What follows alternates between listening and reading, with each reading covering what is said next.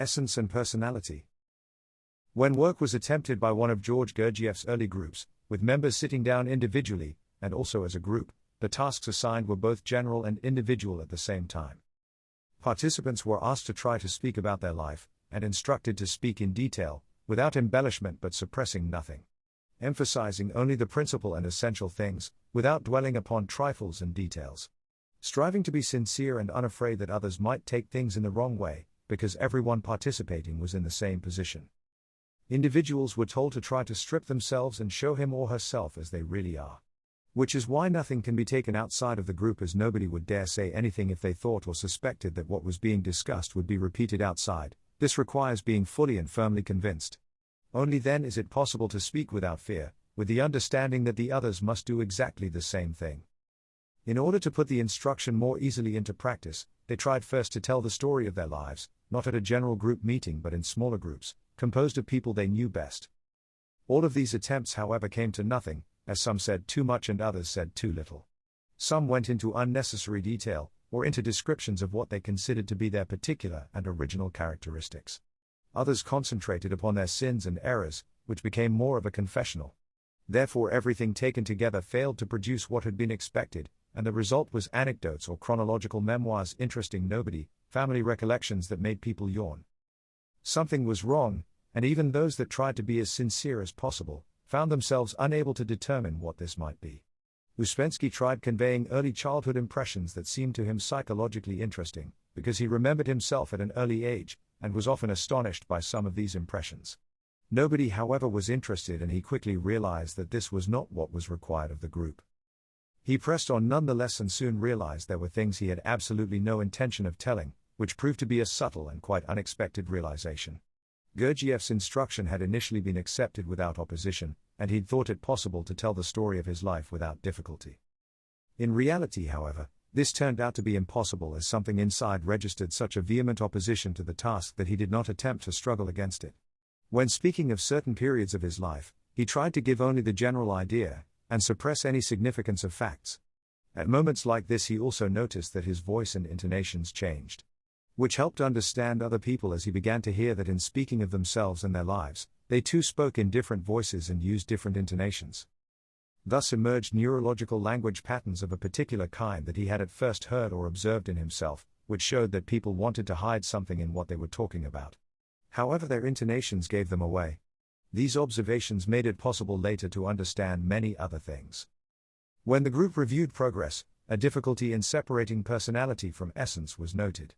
Personality hides behind essence, and essence hides behind personality, therefore they mutually screen one another. To separate them is to separate what is your own from what is not your own. To do this, however, it is necessary to think about and to know where one or another of your characteristics has come from, to discover and identify its source. It is also important to realize that most people, particularly among the educated classes, have very little they can call their own. Everything they have is not original, and is mostly stolen. Most of what they call their ideas, convictions, views, beliefs and concepts of the world have been pilfered from various sources. All of this taken together makes up personality, and needs to be set aside. It must be noted though that work begins with personality. Therefore we need first to establish what precisely we are speaking about, of what moment in a person's development, and of what level of being. Previously we have discussed someone in life who has no connection whatsoever with the work. Such a person, particularly if they belong to the intellectual classes, is almost entirely composed of personality. In most cases their essence ceases to develop at a very early age. Cross-sections of society representing this group can be made up of respected fathers of families, professors full of various ideas, well-known authors and important government officials, whose essence stopped developing at the age of puberty. This, however, is not as bad as it sounds, as it can sometimes happen that certain aspects of essence stop at the age of 5 or 6 and then everything ends, all the rest is not their own. It is repertoire or taken from books, teachers and peers, which has been created by imitating ready-made models. Which demonstrates to what extent we really fail to know ourselves. While some may sincerely wish to complete the assignment, to narrate the story of their lives, at the same time however they see they cannot do this, and do not even know how to begin. Sooner or later we all have to go through this task, as it is one of the first tests upon the way, and without going through it no one can go any further. It is helpful therefore to understand what exactly is meant by sincere. We are so used to lying both to ourselves and to others, that we can find neither words nor thoughts when we wish to speak the truth. To tell the complete truth about oneself is very difficult. Before speaking of it, one must know it, and we do not even know what the truth about ourselves consists of. We need to first discover our chief feature or chief fault, and then to see if we can understand anything about why it is so. Up until this point, an attempt has been made to identify and discuss things using simple and clear terms, to build a common language of understanding. However, what does this matter when little may at first appear to connect together? Take for example the question of eternal recurrence. Do we live only this once, and then disappear after death? Or does everything repeat and repeat itself, perhaps an endless number of times, only we do not know and do not remember? The idea of repetition is not the full and absolute truth, but is the nearest possible approximation to the truth. In this case, truth cannot be expressed in words, and what has been said is as close as one can get to it. If this is understood, then we may edge a little closer to the truth. What is the use of us knowing about recurrence if we are not conscious of it, and if we ourselves do not change? One could even say that if a person does not change, then repetition does not exist for them. If you tell them about repetition, then you will only increase their sleep. Why should they make any effort today when there is so much time, and so many possibilities still ahead, the whole of eternity? Therefore, why bother now? This is exactly why the system does not say anything about repetition, and takes only this one life now which we know of. The system has neither meaning nor sense without striving for self-change, and work on self-change must begin today, immediately. All laws can be seen in one lifetime. Knowledge about the repetition of lives will add nothing for a person if they do not see how everything repeats itself, in just one lifetime, in this particular life. What will happen if they do not strive to change themselves in order to escape this repetition? Alternately, if we actually do manage to change something essential within ourselves, attaining something permanent that cannot be lost again, then do these tendencies that are created and formed grow? The answer to this question is both yes and no, as it is true in most cases just as it is true in one life. However, on a larger scale, new forces may also enter the picture. It is however inappropriate to expand upon this now, so consider planetary influences and remember that they too can change and are not permanent either. Besides which, tendencies themselves can be different. There are tendencies that once they have appeared, continue and develop by themselves mechanically.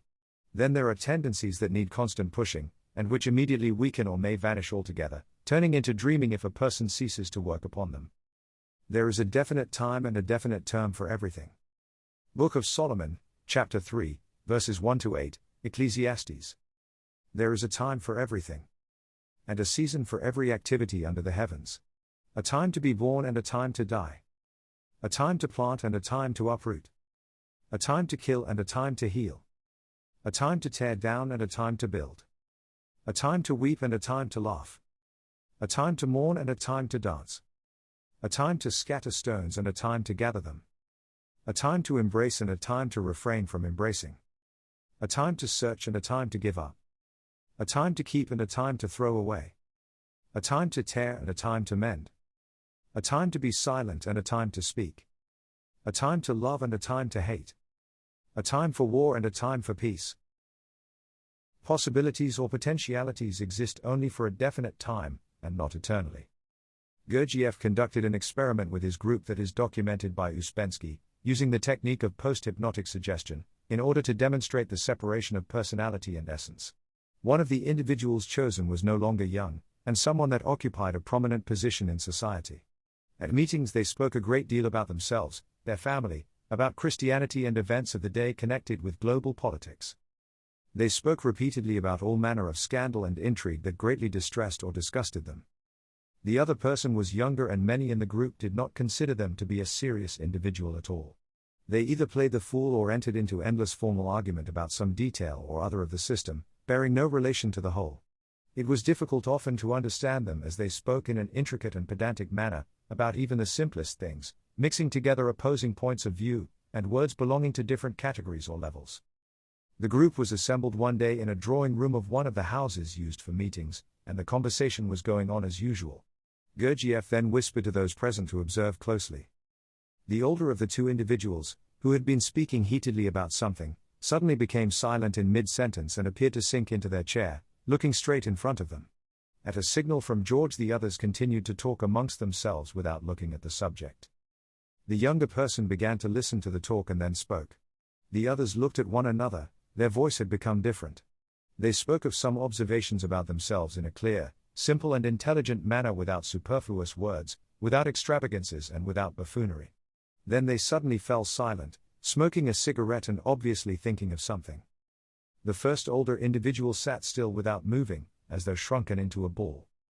Gurdjieff quietly asked the others to inquire as to what they were thinking about. The person lifted their head as though waking up when they were questioned.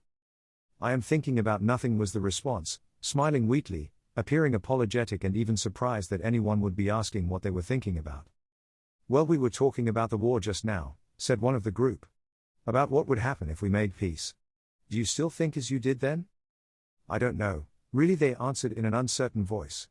Did I say that? Yes, certainly, you just said that everyone was obliged to think about it.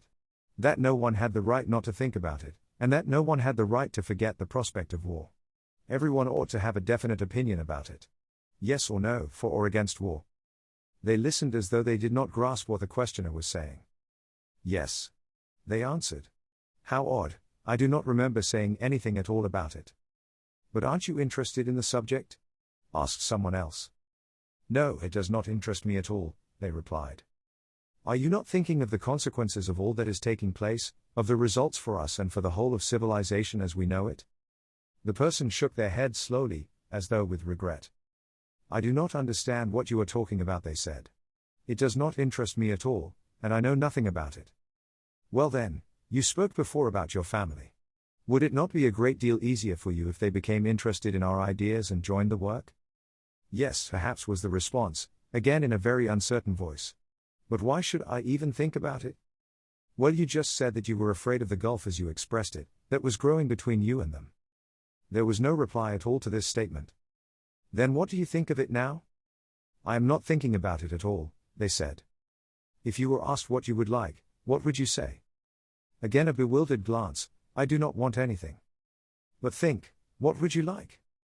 On the side table next to the person seated there stood an unfinished glass of iced tea. They gazed at it for a long moment, as though considering something. Then glanced around them twice and then again looked at the glass, and said in such a serious voice and with such serious intonation, that all assembled looked at one another. I think I should like some raspberry jam. Why are you questioning him? Said a voice from the corner of the room that they hardly recognized. This was the second phase of the experiment. Can you not see that he is asleep? Said the younger person. And you yourself? Asked someone.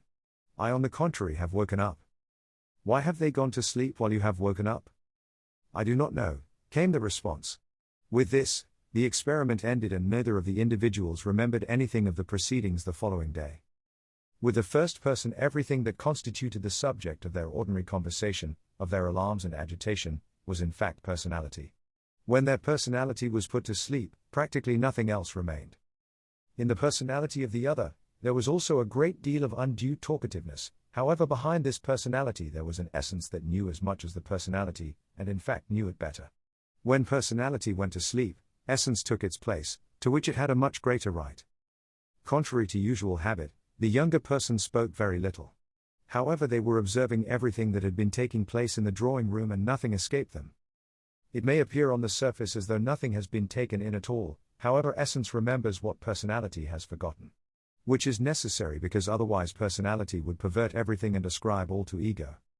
The experience of awakening is probably the most sought after of all and one that, if we were able to invoke it at will and use it, we would wish for most of all, because we should be able to find out a great deal in that condition.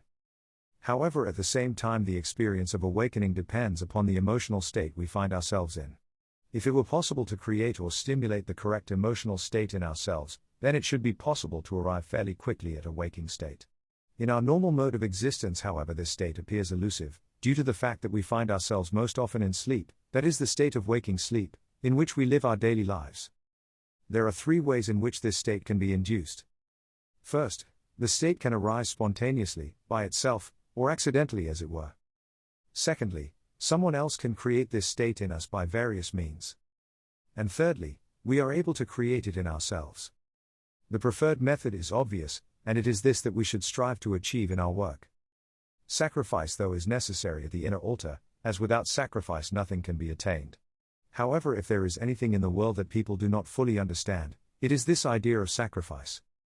They think they have to sacrifice something that they have, For example, it has been said that they must sacrifice faith, tranquility, or health. This is understood literally, however, the point is that they have got neither faith nor tranquility, or health to give. All of these words must be taken in quotation marks, as in actual fact, they have to sacrifice only that which they imagine they have, and which in reality they do not possess. They must sacrifice their fantasies about themselves and others. This is, however, difficult, very difficult, and it is much easier to sacrifice real things. Something else that people must sacrifice is their suffering. It is very difficult to sacrifice one's suffering, and a person will renounce any pleasures that you care to name, but will refuse to give up their suffering. We are made in such a way that we are rarely as attached to anything as we are to our suffering, and it is necessary to be free from samsara.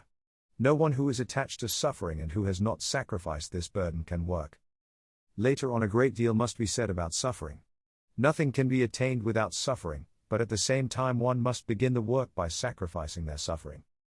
It is necessary to figure out in one's own context, through realizing chief feature, exactly what this truly means.